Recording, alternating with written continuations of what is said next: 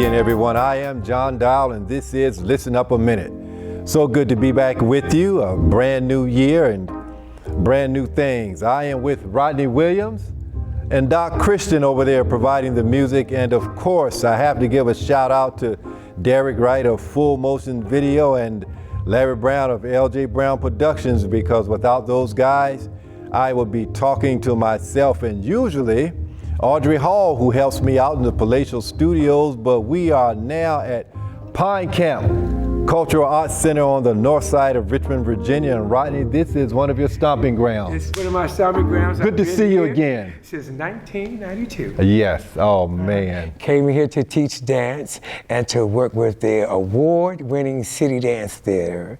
And that's how I got started here. It's a home for arts, not only just dance, but we also have art classes, we have painting classes, we have Zooming classes. They do, and then we have a recreation side for the kids for recreation parks. Yeah. Now, folks, you notice I say it's good to see you again. Rodney and I go back to Bethany Missionary Baptist Church, way back. His late father was a Sergeant Clyde Williams, retired military. He's since deceased, and his mother, Deaconess Marcellus Williams, who was at Bethany until her passing, and his younger brother Timothy and I, we're close in age. We grew up together.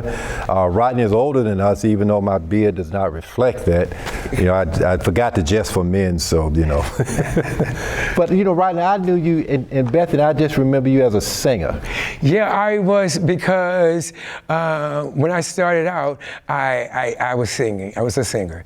And then I went off to William & Mary and got my degree in music composition and dance choreography. What year was that? That was in 1980. I graduated from the College of William & Mary. So I left. I had just gotten back to Petersburg in '76 when I met you. I had just come back from Okinawa, Japan, and my father was ready to retire, and so he decided to move to Petersburg because he liked Fort Lee when we were there, because we were there before we had gone to Okinawa, and so he wanted to retire there. And so that's how I got there, and that's how, at first people knew me as a singer because of the television show, the Gospel Truth. Longest running gospel show, Reverend Billy Lee, and the Petersburg Youth Choir. And so after everybody knew me as a singer, I was like, well, nobody really knows that you dance. And by the same time that I was loving my singing, I was really concentrating on my dancing too. And so I had to try to flip the script and say, okay, I'm gonna now concentrate on my dancing. And so then I got with Trisonance, was my own dance company that I had started, and we got on the road and did a little performance, and then along came Recreation Park City Dance. And this became my home because of the City Dance Theater. And 22 kids, but we've been able to perform in Disney World, perform in Chicago, perform all over the country, Vegas. Starting right here in Richmond. Coming right here from Richmond, Virginia. When we were out competing amongst the best. Okay. First of all, we were the only African American dance company that was in these sort of competitions. Okay. And I do remember when we first went, our first time going was we were in New Orleans. And we went down to New Orleans and we won one trophy. We spent all the money, went down and competed and all that. But at that time, I didn't know what the competitions were. Okay. It was my very first time. And so I came back with the kids because they were very upset. They wanted to win. They were very upset. But like I told them, the way they beat us was they were better. Okay. They were better. As simple as that. They were better. And if you want to be better, then you have to come to class and you got to concentrate on what we're doing. And I have over 250 trophies, first place trophies, that's right in my house from that, along with that third place trophy that we got now sits. Best award, most emotional, best costume. And then I won the highest award when I won the Richard Discernible Award, and that was from the competitions. Okay, and so then people started knowing me as a dancer. And so I always knew, even when I was a little boy, a tiny, tiny, tiny little boy, I knew what I wanted to be. I knew what I would grow up to be. I always sang, I always danced, every time I got a chance. That was me.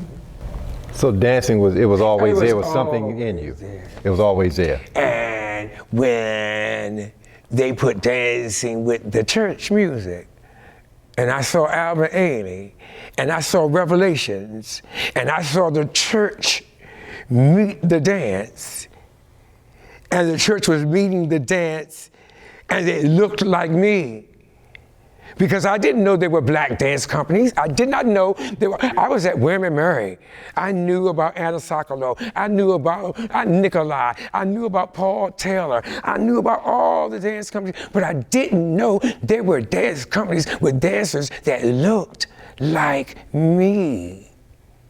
I was in a dance company. There were 25 white girls and me. The first one. The first one. And so I didn't know there was a company that existed. But then when Martina Young came from California, she was a Donald McKell dancer, and Donald McKell is just as good as Alvin Ailey. Well, forgive me, but he's as good as Alvin Ailey. Okay. She came and she introduced me. She said, Rodney, I want to take you somewhere. She took me to the Kennedy Center. For the first time, I was 17 years old. And when Revelations came on that stage, and I saw those hands go up, every time I see Revelations, I see it brand new for the first time. So when I saw Revelations, and I went to Longwood, I took every dance company, every year, everybody had to see Alvin Ailey. Everybody had to know. Everybody had to know what that feeling was that I felt when I was 17 and I saw myself on the stage. Then I knew it was possible. I could do it. It's possible. Let me go back to William and Mary for a second. What was it like being the only black male, the first one, the only black period? When you first But to be honest, I didn't think color. Okay. Because I grew up in the military. Well, yeah. Okay, when you grew up in the military, you're around all kinds of people. You don't see, I didn't see black, white, because I grew up around black, white, they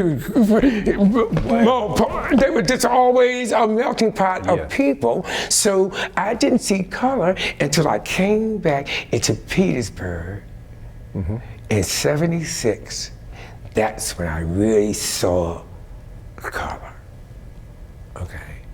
Even amongst my peers, even amongst the people that I was graduating, when I first got there, I was the outsider because I didn't sound like them. Oh no. I didn't talk like them. Okay, so I wasn't one of them. I wasn't one of them. I was different. Because you had that military experience, and I know because of family members merely grow up on a military installation and you come back and they talk different, they sound different. People say, oh, why do you talk like that? Well, when you have that military experience, you know that it's more than just Richmond, Virginia, Petersburg, Virginia. It's more than just whatever city you're in. You have had world experience. Realize that as much as there are many differences, we are all the same. And I don't care where you go, what country I go to, what state I go to, it doesn't matter. We are all the same. We all want the same thing. We want our children to grow up. We want good for we all want the same thing. Okay? We all want the same thing. And there's enough around for everybody to have. True. There is enough around for everybody to have. You mentioned the trophy that you all won from Florida. Tell our listeners, our viewers rather, about A little bit about that dance is the first name that you mentioned for people who aren't in the dance world. When we started the competition, we started working with this company called Dance America, Dance Olympus, and they were out of New York. Okay, Art Stone was the director.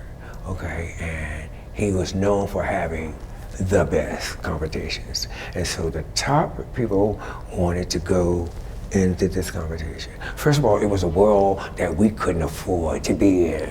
Okay. Okay, because to do a competition. One competition could cost you anywhere from $30,000 to $40,000 To participate. to participate, depending on how many dances you enter into the competition. Okay, so and then you got to stay at the hotel, and you got to. So we were always crunched for the money. And I take it you didn't have a whole lot of sponsors back then. Yes, we did. Oh, abundance. No, there's never enough sponsors. But what we had was parents who believed in their kids. Wow. And parents who were going to go the extra mile. Okay, tell your child, okay, if we're going to do the competition, when Christmas is coming, you may not get Christmas. This may have to be your Christmas because I'm going to pay thousands of something dollars for you to compete in this competition. So there's your Christmas. Okay, so you have to grow up, knowing, there's some. Well, that's a good thing to do though, because we had limitations, it made us want it more. It made us work harder, okay? So as soon as we would find out that we were gonna do the competition, we'd take about 2 weeks and we would rehearse night and day. Sometimes at the end, we'd have sleepovers, okay? We'd sleep over, wake up, dance, wake up, so go to sleep, wake up, dance. But we were winning. We were winning duckies, and we was winning notoriety, and I'm not bragging. It's just fact. When the city danced, the whole auditorium could be halfway empty, and everybody would say, "City dance about to come on, city dance about to come on." You could see the people running in, trying to get in to get a seat. We couldn't do all the pirouettes and the 20-hand turns and all that, but what we could do was, shoot, so that you were like. So there are no limitations to what the routine has to be. No, you enter in categories. I was always in the modern category. Okay. Talita Jackson was in the jazz category. Miss Hope, she was in the ballet category. So you were in your categories, but you could enter in as duets, you could enter in as solos, you could enter in as a small group, you could enter as a large group, you could enter as a humongous group, but you had to have the right number of dancers to do, and each dancer had to pay to be in the piece. So if I got 25 dancers in one piece, each one of those dancers are paying $150 to dance in that one piece. Whoa. And so the other person to do a solo, you have to pay $300 to do a solo. To perform the solo, you have to pay $300 to perform the solo. So the money just goes up and up and up and up. And you had parents that understood this. We had parents and that understood students that understood that and that were willing to make that kind of sacrifice. We were selling hot dogs.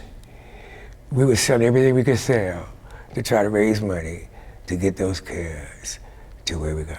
But then when we got there and we got to perform at Disney, if you got to the competition and your piece was worthy, you could perform at Disney.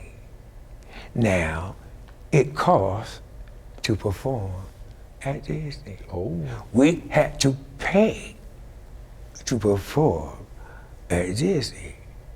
Okay? After you won, they take the top 25 dancers that won and give you the opportunity to say, now, do you want to perform at Disney? My last piece that I took to Disney was about a slave ship. The gentleman, his name was Art DiCerno. He was a gentleman that was in charge of the whole shebang boom. And within that organization, they had teachers that would travel around and teach workshops for the kids after they performed in the competition. So you'd have the competition 2 days, and then you have 2 or 3 days of classes where you just studied, but there were teachers teaching those classes. I wanted to be one of those teachers. I remember going directly to somebody saying, how do I get to be one of these teachers? And he said, you gotta talk to that man right there. And there he was, right there. He was right there. As soon as my piece came on, where did I say he was? He was there. Right there. Well, when my piece came on, I was right here. And I said to him, how do you hire your teachers? He says, well, I get them to turn your work in. He says, do you have some work in the piece? I said, the one you just saw. He said, that was yours. Yes. Yes, sir. He said, send me your paperwork. Next day I mailed it to New York. Boom. Now my kids are not only competing, but now I'm teaching. So when my kids are at home learning and stuff, I'm going out teaching over here. I'm teaching there, and I'm getting to see the competition a lot earlier because now I'm going into their house teaching their kids, and I'm teaching over here. But now this is expanding my world. It's expanding my dance space, okay? All right? And now I'm gonna show you how that played out. It worked out perfectly because then I get the job at Longwood. And Longwood gives me a budget where I can invite dance artists in from or Desmond Richardson. I had Robert Battle before he took over, Ailey. He was right in Longwood University studio in Farmville with me for a whole week. He was there. Right here. These kids at City Dance got the advantage of having me, and then they got the advantage of every guest artist that I brought in. I made a partnership with City Dance and Longwood Company of Dancers. Now what it did for me was, it was the best of both worlds. Because over here, my City Dance, they were this. They were hard, okay? Over here, my Longwood, they're technicians, okay? They're technically strong, but it's harder to get them to bring it up from here. Because the older you get, the less you want to reveal of your true self. Kids don't know. They have no filter. They have no filter. So I used to teach them, and my teachers used to tell me, you have to dance from within. You have to dance from your heart, from your soul. Not out here. Not from the technical, turn, hit, boom, boom. No, that, you gotta know that, but you gotta bring that, more than that to the table for somebody to say, okay, it's the difference in that and the difference in, But now, and I will admit, I have always been an overachiever. Always wanted to be the best. Okay. Always wanted to be number one. And that has been a motivating factor in almost everything that I do. And the main thing was, I wanted to make my mama and my daddy proud of who I had become. That's meant the most. And you know my mom. Yeah, I do. And you knew my dad. Yeah. That's what my life's been about. I don't have any kids. but I have touched the thousands. And I do mean thousands. Yeah. Christian and I have traveled all over this country, teaching kids, teaching dance, all over. Black, white, don't matter what school. Senior citizen, we traveled to seniors, we've been all over, churches all over, we've done all that. And that happened. Petersburg Youth Choir happened. Yeah. I performed at the Kennedy Center. It happened. I created a ballet that was performed at the Kennedy Center in Washington, D.C. And not everyone gets to perform at the Kennedy Center. You just don't go and sign up for the Kennedy Center. I had a studio there for 3, and I lived in the Watergate Hotel. Ooh. They put me up in the Watergate Hotel, gave me good gobs of money, anything I wanted to do, to create this ballet. I brought my choir from the Combined Voices of Tabernacle. I brought them in from Chesapeake. I brought them up to the Kennedy Center to perform.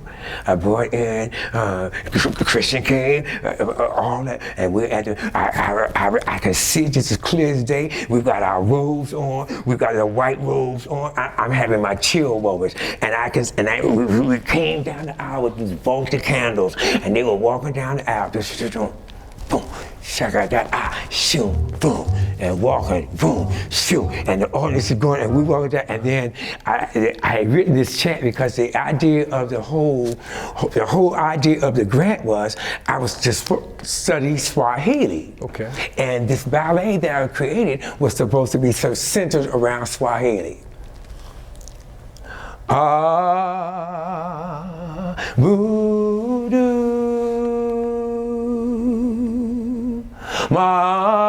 Madiko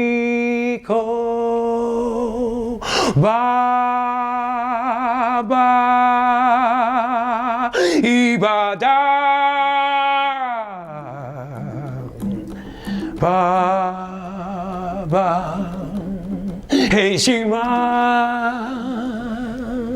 Madiko Baba Ibada Baba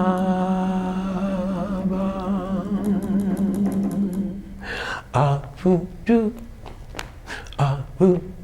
Baba Avudu Miandiko Avudu Baba Ibada Baba Ibada Baba Ibada Baba Ibada Hey Shima Hey Shima Baba, Hey Shima Miandiko, Hey Shima Baba, Ibada Baba, Ibada Baba, Ibada Baba, Ibada Baba, Baba, Baba, Baba, Baba, Miandiko, Miandiko, Ba, Miandiko, Miandiko, hey, hey, hey Shima, hey Shima, Baba, hey Shima, Miandiko, hey Shima, Baba, Ibada Baba, Ibada Baba, Ibada Baba, Baba. Baba, Baba, Baba.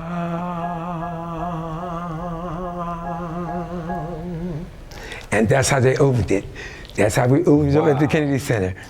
And I was, now mind you, you would not have known it. My knee has swollen so huge. I got off of that stage, and the next day I was in the hospital. What caused the swelling? I had already injured it before the performance. Oh. But And the doctor at the Kennedy Center kept saying, "You're gonna go see this." You gotta go see that. But then I knew if I went in to see that doctor, he was gonna tell me that on Thursday night you will not be performing Praises Be Unto Him. And I was like, oh no. So that Monday, I lay in the bed from Monday to Tuesday, and then Wednesday got up for the dress rehearsal at the Kennedy Center, made it to the dress rehearsal, and Thursday, me and some Advil, and I was going to dance at the Kennedy Center. Yeah. I didn't care, it didn't matter, okay, because that was an opportunity that doesn't come around, okay? And so I ended up at the Kennedy Center and doing it. And I have to, in that whole walk, Asan Conte and the West Kankaran African Dance Company was the company that I was working with. And Asan Conte was coming in and teaching me all this stuff. He taught me how to be black. He taught me what being African meant. He taught me all these things that I was just like, I came back, got rid of all of my American clothes. I literally got rid of everything I had and brought total African clothes out of that. Because he had shifted my whole focus. You know, he had awakened something in me that it was in me, but I didn't know it was there. Didn't know it was there. Didn't know it was there. Okay. Been somewhat of an ambassador for the city, and with city dance and jazz and just doing things and working with seniors in chair aerobics. Talk a little bit about that, how you just saw that Pine Camp, but you've taken it. Well, my whole idea was, first of all, I'll be 65 in May. And I wanted a way to keep moving, okay? And so, with the whole idea of keeping moving, Miss Holt, who was the founder of this whole program, used to do a chair aerobics, and it used to come on every Sunday, every morning early, and it was the most popular thing for senior citizens. I mean, this is how popular it was. They took it off air, and the seniors wrote to the station and said, "You have to put it back on." Okay, and they put Miss Holt back on. Wow. And remember, I was saying I was going around the country doing, I could turn on the TV sometimes at 6 o'clock in the morning, and there's Miss Holt in chair aerobics. I'm going like, what, Miss Holt, are you following me? And so I thought, well, hey, okay, chair aerobics. You don't have to get out of your seat.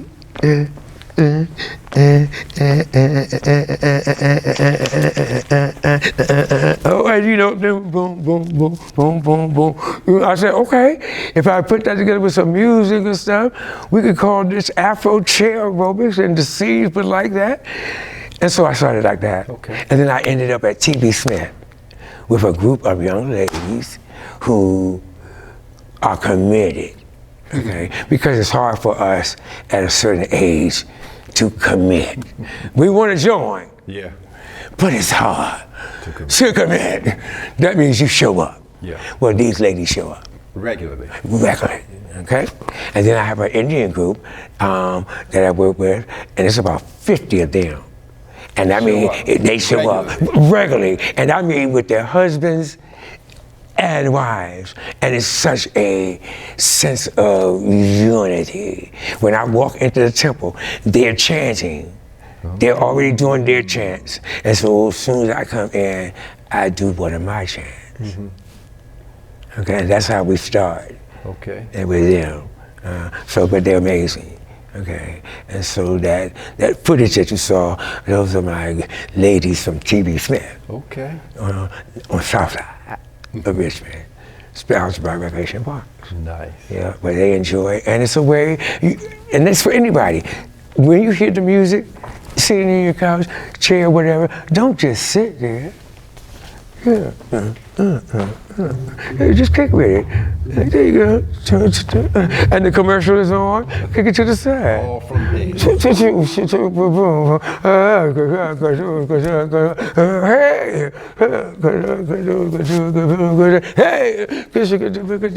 you know, just make it up. But it's a way to stay healthy. Yes. We have to stay healthy. This is true. And what kills us is stopping. Don't stop. 5 and 6 and ready, here we go. Go 1, go 2, go 3, go 4, 5, go 6, go 7 and 8. 1, go 2, go 3, go 4, go 5, go 6, 7 and 8. My leg and 2, 3 and 4. I kick it 5 and 6 down 7, 8. My leg and 2, 3 and 4. I kick it out in on the floor. Reach across 2 and 3 and 4.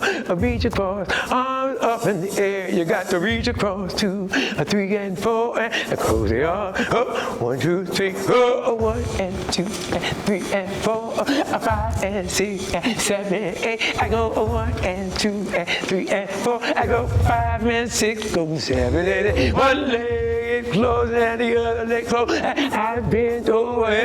Let's go. Bada ka ding ta quarter. E ka quarter the boom pop bam. Every time I do it the bop bop ba dibba dim bop bibba bibba the bam. Oh ka dig da ka do dot dot da da ka ding dot dot pop da dee dot do da ka dig da da get out do the bop. Ah, reach across 2, 3 and 4 and reach and the 2 and 3 and 4. Oh, reach across 2 and 3 and 4. You got to reach across and up in the air. Oh, 1 and 2 and come on, y'all. 5 and 6 and 7 and 8. Come on, 2 and 2 and 3 and 4. 5 and 6 and 7 and 8.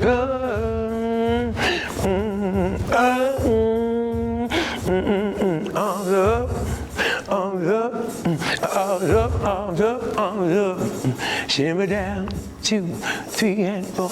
Arms up, arms up, arms up, arms up, arms up. Shimmer down and 1, 2, 3 and 4. You go up, up, up, up. You go up. I come in and shimmer down. You go up, up, up, up, up, up. I come in and shimmer down.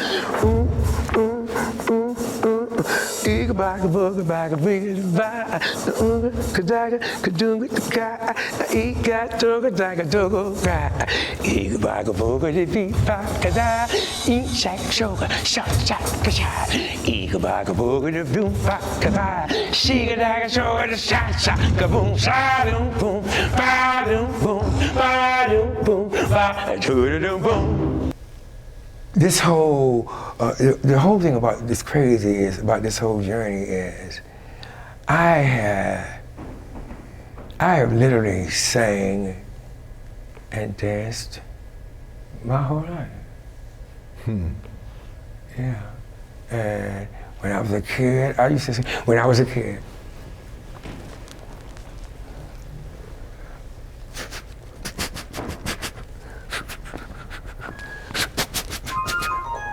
this was my instrument.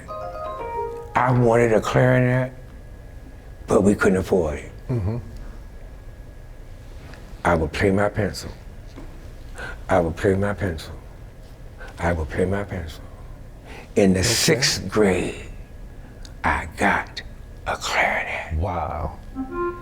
In the 6th grade, I got a clarinet. Rodney, stop practicing. Stop making all that noise. Put that J down. You done been practicing long enough. Put that thing down. But A noise maker. in 1976, this became a full scholarship to the College of William and Mary, playing the clarinet. Did I say full scholarship? Full scholarship. Playing the Clarinet. that I picked up in the 6th grade. In exchange for a little noise. For a little noise, I got a free ride to the College of Mary. Thanks to a gentleman, his name was Stephen Pilates, and he had just passed, and he left an endowment of money for a clarinetist. And I walked right into the door. Right into the doors. Folks, I hope you all caught what he said earlier when working with those students at Pine Camp. Here, Those students, they believe, you brought out something in them that they know that they didn't have, but they believed in you, they stuck with it, and the parents supported them. This is what happens, this is what can happen, parents, when you support your children's dreams, when they might be a little bit off center, when they don't aspire to be an athlete, which is nothing wrong with that, when they aspire to be something a little different that causes you to have to sacrifice. That's what he did. He had Pine Camp in Richmond on the map, competing at the Kennedy Center, competing in New York, because the parents believed in and they supported their children, and the children stuck with him.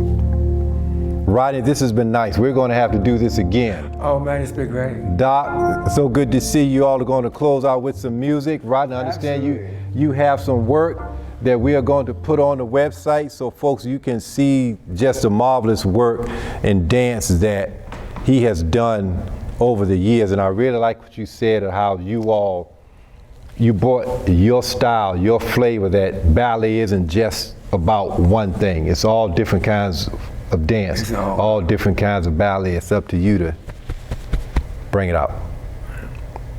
Doc, if you want to take us home with any music any way you can. A little bit of our first recording, Every Day with Jesus. Yeah, folks, this has been Listen Up a Minute. I'm John Dowl, and I hope you have had as much fun as I have. Until next time, folks. Every day with Jesus is sweeter than the day before. Every day with Jesus, I love him, I love him, I love him more and more. Oh, oh. And Jesus saves and keeps me, and he's the one that I adore. Oh, oh. Every day with Jesus is sweeter than the day before. Every day with Jesus is sweeter than the day before. Every day with Jesus, I love him, I love him, I love him more and more. Oh, oh. And Jesus saves and keeps me.